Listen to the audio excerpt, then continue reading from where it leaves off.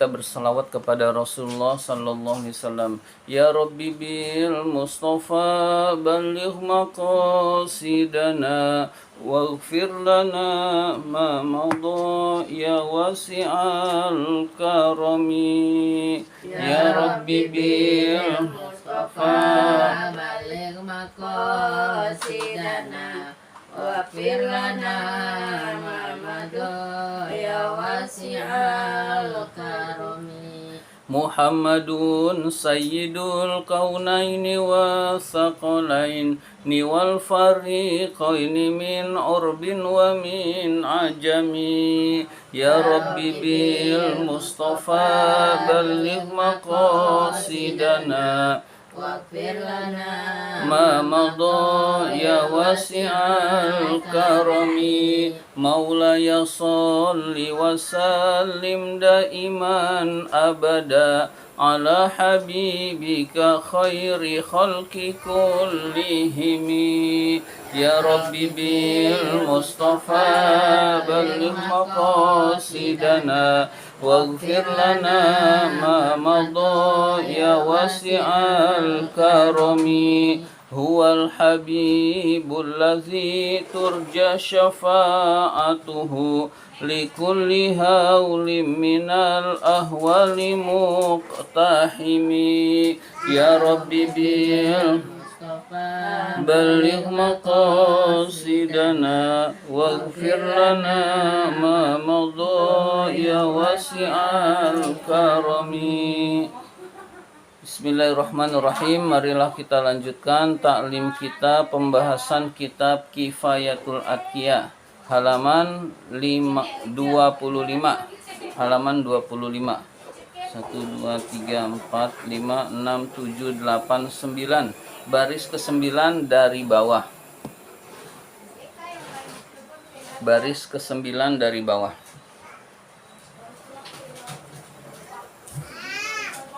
Bismillahirrahmanirrahim. Pas nazom. Inna tasawwufa kullahu lahwal adab. Inna tasawwufa kullahu lahwal adab. Wa minal awarifi fatlubanhu wa awwala. Saya ulang. Inna tasawwufa kullahu lahwal adab wa minal awarifi fatlubanhu wa awwala. Inna tasawwufa sesungguhnya ilmu tasawuf, kullahu seluruhnya, lahwa sungguh itu adalah, al adabu adab, tata krama, akhlak. Jadi tasawuf itu seluruhnya adalah ilmu yang membahas tentang akhlak atau adab. Dari mana sumbernya? Dari ajaran Rasulullah. Jadi dari ajaran Rasulullah, dari Al-Quran, dari hadis, dari perilaku Rasulullah dan para ulama-ulama salafus soleh, para sahabat-sahabat Rasul yang soleh. Nah, itulah sumber dari ilmu tasawuf. Jadi sumber dari ilmu tasawuf adalah Al-Quran, sunnah Rasul, dan perilaku Rasul, juga perilaku para sahabat Rasul. Jadi isinya adalah yang berkaitan dengan adab atau akhlak. Jadi kita belajar tasawuf bukan penyimpangan, tetapi kita belajar akhlak Rasul. Nah, oleh ulama, pelajaran-pelajaran akhlak Rasul agar hati bersih disebut tasawuf. Nah, ada yang beda pendapat. Oh, penyebutannya bukan tasawuf, penyebutannya ilmu akhlak, ya boleh juga. Tetapi di sini ulama menyebutkan tasawuf. Ya, karena yang dibahas di dalam tasawuf itu di samping akhlak yang zohir, juga akhlak yang batin, yang berkaitan dengan hati biar bersih bagaimana. Begitu, sehingga disebut dengan ilmu tasawuf. Wa minal awarifi, dan dari kitab Al-Awarif. Al-Awarif adalah salah satu nama kitab tasawuf. fatlubanhu, maka tuntutlah tasawuf itu, wa awwala, dan pegang teguhlah.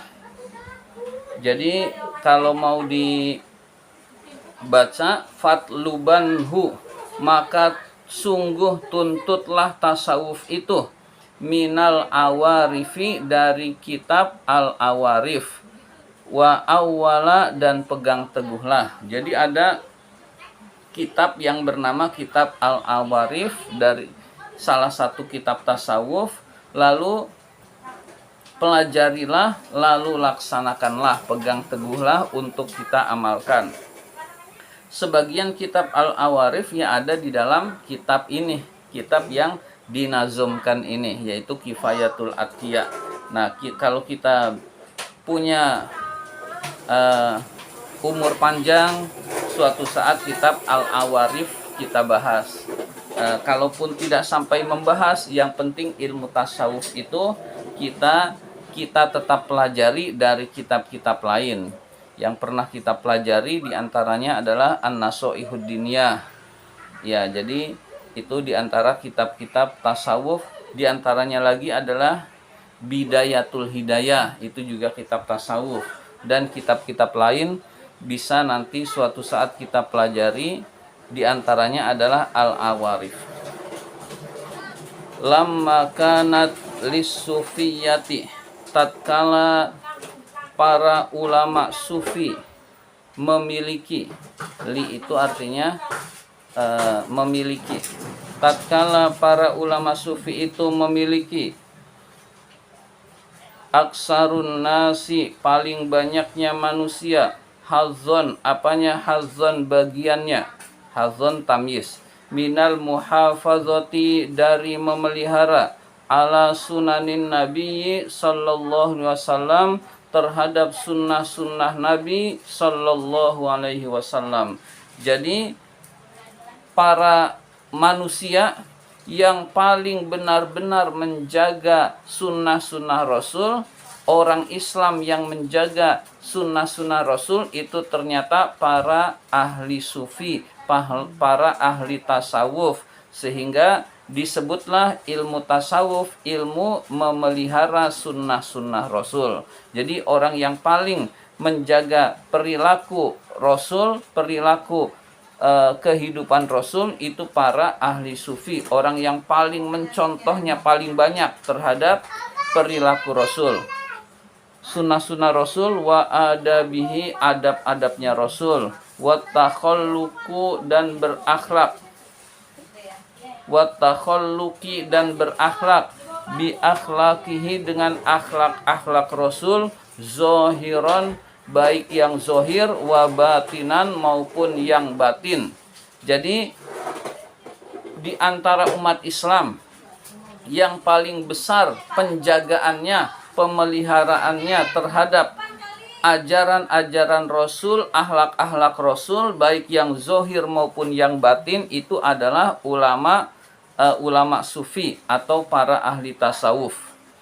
Wanalu, dan mereka memperoleh, bizalika, dengan penjagaan itu, al-marotiba, derajat-derajat, al-aliyata, yang tinggi, wal maqamati, dan makom-makom, kedudukan-kedudukan,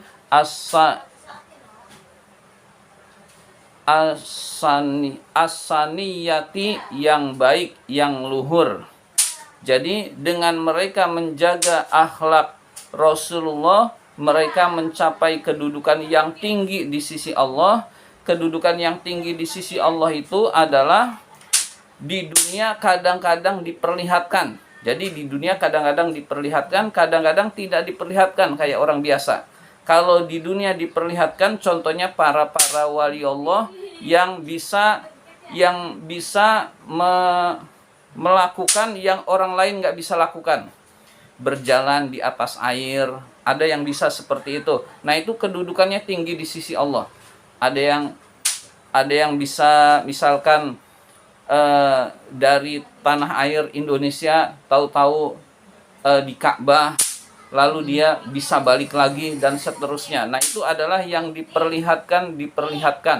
Ya, yang diperlihatkan itu adalah kedudukan yang tinggi di sisi Allah, yang kalau menurut akal itu sudah buntu, tapi itu bisa, itu dengan izin Allah. Jadi al-marotib al-aliyah, kedudukan yang tinggi di sisi Allah, makomat, kedudukan juga derajat yang bagus, luhur di sisi Allah, kadang-kadang ditampakkan oleh Allah di dunia, kadang-kadang tidak ditampakkan. Jadi ada waliullah yang tersembunyi, yang tidak ditampakkan karomahnya, tapi tetap dia memiliki karomah. Ro'au, maka ulama memandang, ilmu tasawuf, ar-ruknul a'zamu, rukunnya yang paling agung, lit tasawufi, ilmu tasawuf, fa'atliku, lalu mereka memutlakan, menamakan at-tasawufa, tasawuf, alaiha, terhadap ilmu memelihara sunnah Rasul. Jadi karena yang paling banyak melaksanakan ajaran Rasul adalah ulama tasawuf, maka dinamakanlah ilmu akhlak, ilmu menjaga amalan Rasul, disebut ilmu tasawuf. Jadi ilmu tasawuf itu apa? Di antara definisinya adalah ilmu menjaga amalan Rasul. Amalan Rasul itu ada yang zohir, ada yang batin. Orang kadang-kadang terjebak kepada yang zohir saja. Sholat harus begini, nggak begini, bukan ajaran Rasul. Memelihara hati itu juga bagian dari ajaran Rasul yang diajarkan oleh para ulama. Jadi ada yang zohir, nampak, ada yang batin. Jadi ketika kita mempelajari tasawuf, itu sebenarnya itu sebuah nama. Dulu nggak ada ilmu tajwid. Bagaimana nih cara umat biar baca Qur'annya benar? Oh, ternyata nun mati ketemu hamzah harus jelas. Nun mati ketemu ba harus dibaca mim. Nah, dinamakanlah iklab, dinamakanlah ikhfa. Nah, ilmu itu semua akhirnya dinamakan tajwid. Lalu tajwid dulu nggak ada kan di zaman Rasul. Iya, itu membantu agar kita bisa membaca Al-Quran dengan benar. Dulu ilmu-ilmu pada nggak ada di zaman Rasul. Tetapi itu untuk membantu umat, membantu manusia, membantu umat yang ingin mengikuti Rasul. Ini loh pakai ilmu ini. Sehingga bacaan kita insya Allah sama dengan bacaan Rasul. Begitu juga tasawuf. Nah, begitu juga tasawuf, ilmunya belum ada. Ilmu untuk memperbaiki hati bagaimana? Dari hadis Rasul. Nah, dikumpulkanlah akhlak-akhlak Rasul. Jadilah sebuah ilmu khusus namanya tasawuf. Begitu kurang lebih. Nah, ilmu-ilmu lain juga seperti itu. Yang dulu belum ada, lalu sekarang ada, itu adalah memang seperti itu. Jadi yang dulu nggak ada, lalu sekarang ada untuk memudahkan umat Islam mempelajari agama. Nanti akan ditemukan ilmu-ilmu lain yang berkaitan, yang sumbernya adalah Al-Quran maupun hadis Rasul.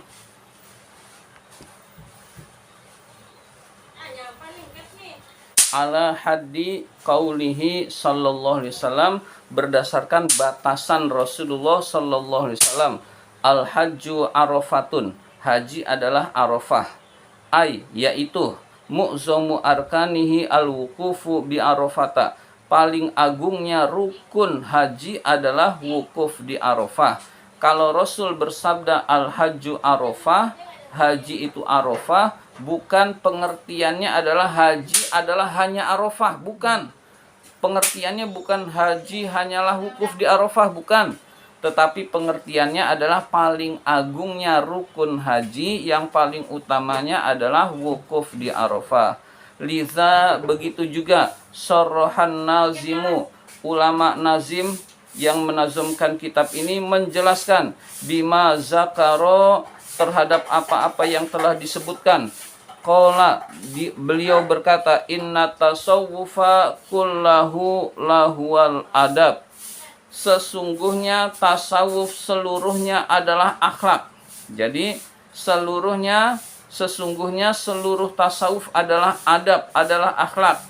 Maksudnya adalah seperti sabda Rasul tadi, mu'zamu arkanihi al-adabu, paling agungnya rukun-rukun tasawuf adalah akhlak. Nah, disamakan dengan penjelasan hadis Rasul tadi.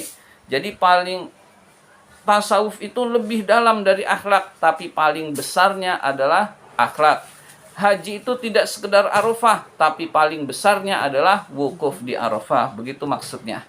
Nah, jadi tasawuf adalah ilmu tentang akhlak, ilmu tentang membersihkan hati. Paling besarnya adalah ilmu tentang adab, ilmu tentang akhlak, sehingga ilmu tasawuf disebut at-tasawufa kulluha huwal adab. Seluruh tasawuf adalah adab. Maksudnya adalah paling besarnya tasawuf itu adalah tentang akhlak, tentang adab.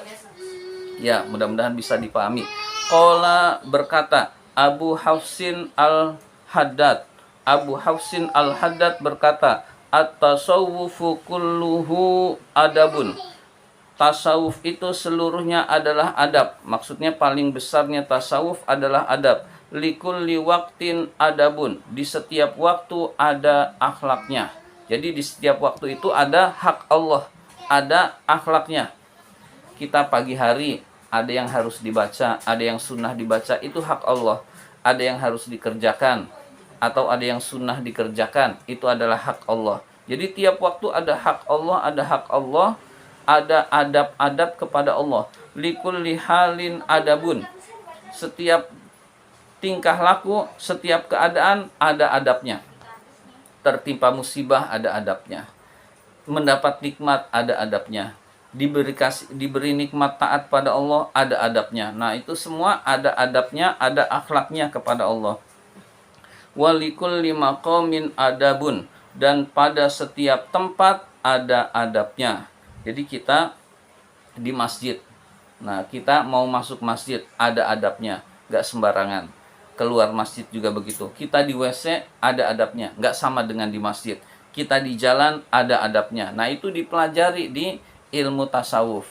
Di kitab Bidayatul Hidayah itu lebih detail dari bangun tidur sampai tidur lagi, semuanya dibahas. Dibahas oleh Imam Ghazali, luar biasa. Nah, itu kalau seluruhnya dilaksanakan itu luar biasa. Jadi dari kita bangun tidur, apa yang dibaca, apa yang dikerjakan, terus lalu subuh, pagi, siang, sore, malam, kembali ke tidur, itu semua ada adabnya, dan itu ada di antaranya ada di kitab Bidayatul Hidayah kalau kita mau mengamalkannya. Bidayah itu adalah permulaan, al-hidayah adalah petunjuk dari Allah. Jadi petunjuk Allah itu harus diusahakan, nanti datang. Kita, saya mah nggak dapat berkata, saya mah belum dapat petunjuk, jadi saya nggak sholat. Usaha dulu, maksimal dulu, nanti kita baru setelah itu kita mendapat petunjuk dari Allah Subhanahu wa Ta'ala. Dan petunjuk itu bertingkat-tingkat. Kalau kita tahu nggak diamalin, ya nggak nambah-nambah naik derajat kita di sisi Allah Subhanahu wa Ta'ala. Jadi enggak mungkin seorang itu langsung kelasnya tinggi, tetapi harus level-level, ada amalan yang baik diamalkan, nanti orang tersebut sampai kepada level yang tinggi di sisi Allah Subhanahu wa Ta'ala.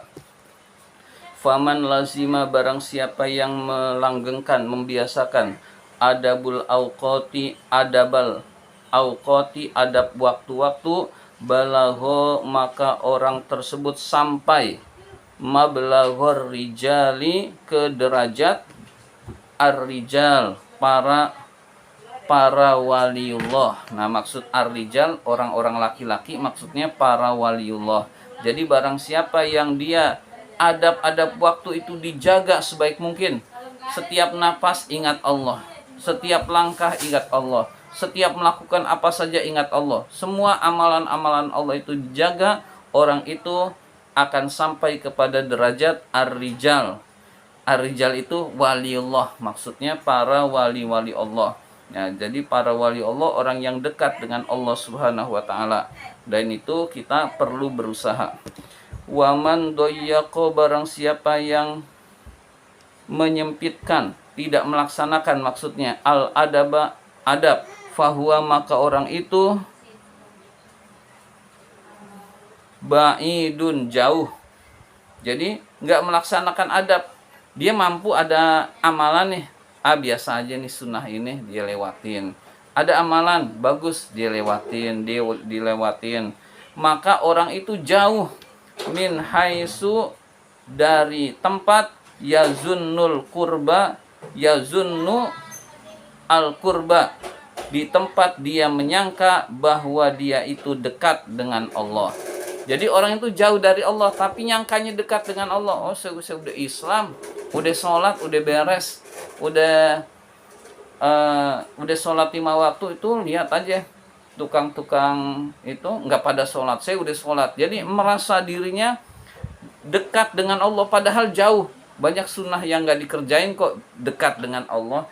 Banyak sunnah yang dilewatkan dekat dengan Allah. Ya tidak, orang tersebut sebenarnya jauh dari Allah tapi merasa dirinya dekat dengan Allah. Nah, kita jangan sampai banyak yang dilewatkan, amalan-amalan yang penting, lalu kita menganggap kita ini dekat dengan Allah. Kita ini merasa jauh lalu ingin mendekat kepada Allah. Nah, itu yang bagus. Wa mardudun, dan ditolak, amalnya ditolak, min haitsu, dari tempat. Nah, itu haitsu itu mabni, ada min tetap haitsu. Nah, pelajaran mabni mu'rab. Min haitsu, dari tempat, yarju, dia berharap, al-qabul, diterima amalnya. Jadi dia menyangka amalnya diterima oleh Allah padahal ditolak. Mengapa ditolak? Amalan-amalan yang dia tahu tidak diamalkan, dia anggap itu tidak terlalu penting padahal sangat penting. Seperti meninggalkan ikhlas, dia udah beramal, amal banyak sana kemari. Yang diutama ikhlasnya ditinggal, menyangka amalnya diterima. Hidupnya terasa mudah, saya ini bersedekah, hidup saya jadi mudah. Padahal sedekahnya ria. Sedekahnya ria, lalu hidupnya mudah, menyangka dia dekat dengan Allah, urusannya dibereskan oleh Allah. Padahal belum tentu itu anugerah Allah. Bisa jadi itu istidraj, yaitu menyangka dekat dengan Allah padahal jauh dari Allah Subhanahu wa taala lantaran amalnya tidak ikhlas. Nah, itu ikhlasnya ditinggalkan. Jadi hal-hal penting yang mendasar ditinggalkan. Maka kita usahakan amal batin juga kita perhatikan. Amal batin juga kita perhatikan. Jadi ada orang yang menyangka dekat dengan Allah padahal jauh, yaitu orang yang meninggalkan ikhlas di dalam beramal. Jadi amalnya nggak ikhlas, menyangka dirinya sudah banyak beramal, tapi nanti di akhirat dia akan tahu bahwa itu semua kerugian-kerugian.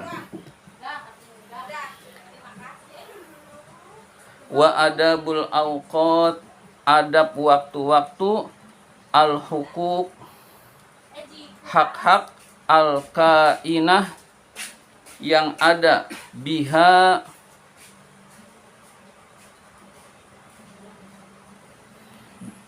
dengan akhlak, min wazoifil ibadati zohiroti, berupa fungsi-fungsi ibadah yang zohir, min solatin, berupa solat, wasiyamin, dan puasa, wa ghoirimha, dan selain solat dan puasa, maksudnya dan lain-lain, minal muamalatil batinah, wa minal muamalatil batinah, dan termasuk amalan-amalan batin juga, amalan-amalan batin juga, allati taqtadiha, yang dituntut, ahwalul abdi, oleh seorang hamba. Jadi adab-adab waktu itu ada tuntutan-tuntutan dari Allah. Jadi setiap waktu itu ada tuntutan dari Allah untuk melaksanakan ibadah. Kita berada di waktu ini. Tuntutan kita berada di waktu ini mengerjakan apa? Itu ada. Kita di malam hari, tuntutan dari Allah untuk kita mengerjakan apa? Itu ada dalam setiap waktu. Nah, usahakan kita melaksanakannya dengan baik. Baik itu ibadah zohir maupun ibadah batin. Ibadah zohir itu seperti sholat, puasa, Zakat itu ibadah zohir nampak. Ibadah batin itu ikhlas, sabar, itu semua ibadah zohir. Ibadah juga yaitu ibadah batin. Ibadah batin itu nilainya lebih besar dari ibadah zohir. Ya, nilai kesabaran itu lebih besar daripada ibadah kita menolong orang misalkan dan lain sebagainya. Jadi ibadah batin itu lebih besar pahalanya di sisi Allah daripada ibadah zohir. Qala Sayyidi Abul Abbas, Sayyidi junjunganku yaitu Abul Abbas Al-Mursi, Abul Abbas Al-Mursi berkata, radhiyallahu anhu, semoga Allah meridhoi Abul Abbas Al-Mursi. Awqatu, sudah dibalik. Awqatul abdi, waktu-waktu seorang hamba itu arbaatun, ada 4. Jadi waktu seorang hamba itu ada 4. Kita lihat apa yang dimaksud. La khomisalaha, tidak ada yang kelimanya. Jadi seorang hamba itu pasti mendapatkan mengisi waktu dengan 4 hal ini. Tidak mungkin yang kelima. Kita lihat apa yang dimaksud. La khomisalaha, tidak ada yang kelimanya. An-ni'matu, mendapat kenikmatan. Jadi seorang itu pasti mendapat kenikmatan dari Allah. Nggak mungkin tidak mendapatkan kenikmatan. Yang kedua, wal baliyatu, mendapatkan bala, mendapatkan musibah dari Allah. Wah, saya nggak dapat nikmat, dapat bencana berarti.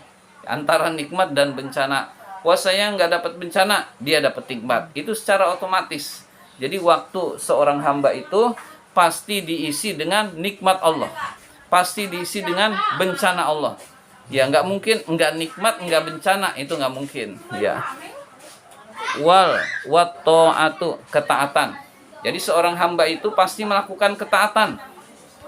Wal maksiatu, dan maksiat kepada Allah. Wah, dia nggak taat, berarti maksiat. Nggak mungkin dia nggak taat, nggak maksiat, nggak mungkin, nggak ada. Jadi waktu seorang hamba itu pasti terdiri dari nikmat, bencana, taat, dan maksiat. Itu pasti terjadi. Ya, itu pasti salah satunya terjadi atau beberapanya pasti terjadi. Walillahi ta'ala, dan Allah ta'ala memiliki alaika, atas kamu, yang harus kamu lakukan, fi kulli waktin, pada setiap waktu, minha, dari itu semua. Jadi ketika kita maksiat, itu kesalahan kita, maka yang harus dilakukan bertaubat kepada Allah. Ketika kita taat kepada Allah, Allah punya hak. Nggak cukup kita taat saja, tetapi menganggap ini adalah anugerah Allah, bukan usaha kita. Begitu juga kalau kita sedang dalam kondisi dapat nikmat, maka ada tuntutan hak Allah, yaitu kita harus bersyukur. Kalau kita mendapat musibah, maka ada hak Allah, yaitu kita bersabar. Nah, nanti itu semua akan kita jelaskan pada pertemuan berikutnya. Jadi ada 4 hal yang 4 hal ini harus kita sikapi di dalam mengisi waktu agar kita semua diridhoi oleh Allah Subhanahu wa taala. Demikian pembahasan kitab Kifayatul Atqiyah kali ini. Mari kita tutup dengan hamdalah. Alhamdulillahirabbil alamin.